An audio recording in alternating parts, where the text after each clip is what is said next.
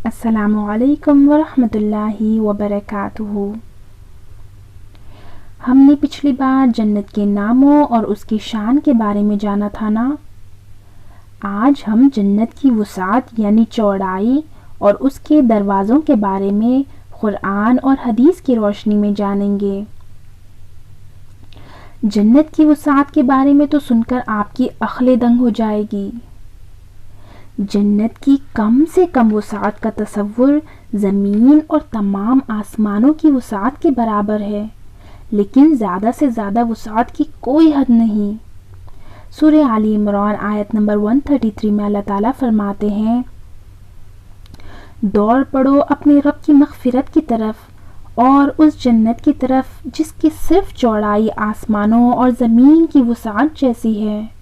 وہ جنت متقی لوگوں کے لیے تیار کی گئی ہے۔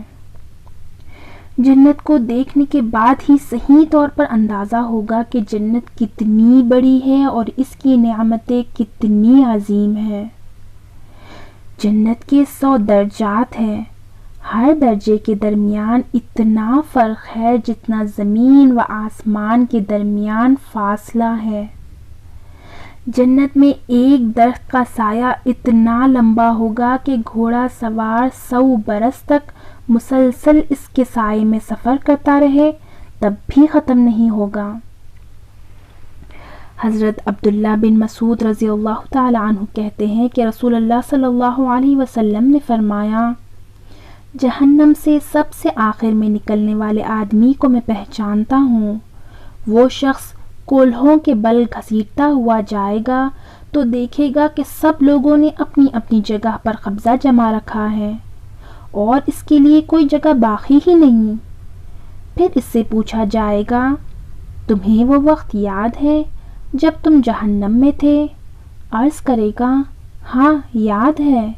چنانچہ اسے کہا جائے گا، خواہش کرو کتنی جگہ تمہیں جنت میں چاہیے۔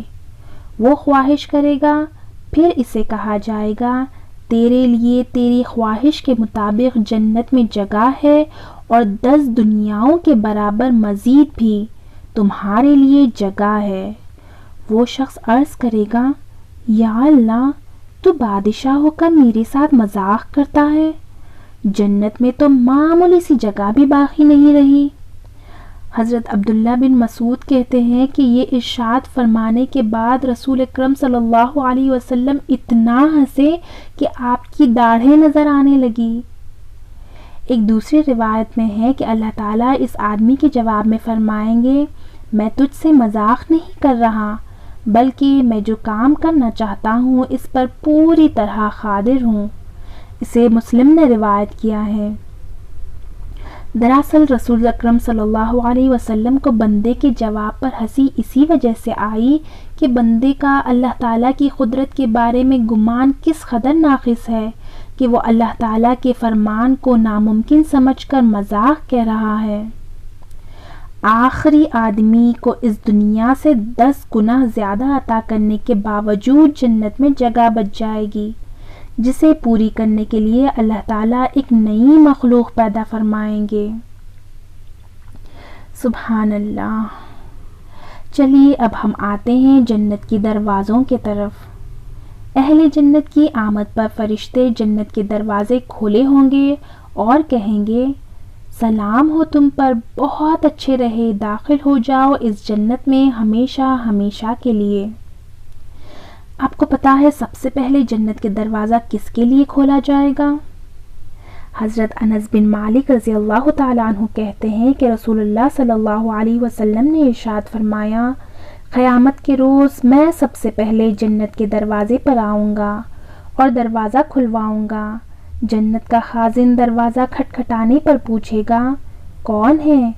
میں جواب دوں گا، محمد صلی اللہ علیہ وسلم۔ خازن کہے گا، مجھے اسی بات کا حکم دیا گیا تھا کہ آپ سے پہلے کسی کے لیے دروازہ نہ کھولوں۔ اسے بھی مسلم نے روایت کیا ہے۔ جنت کے 8 دروازے ہیں اور آپ کو پتا ہے جنت کے ایک دروازے کی چوڑائی تقریباً 1200-1300 کلومیٹر کے برابر ہے۔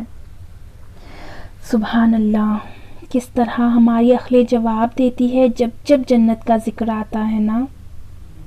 انشاءاللہ نیکسٹ پارٹ میں ہم جانیں گے کہ وہ کون سے صحابہ ہیں جو جنت کے جس دروازے سے چاہے داخل ہو سکتے ہیں، اور وہ کون سا عمل ہے جسے کرنے سے اللہ تعالی ہمیں بھی جس دروازے سے چاہے جنت میں داخل ہونے کا موقع دے گا۔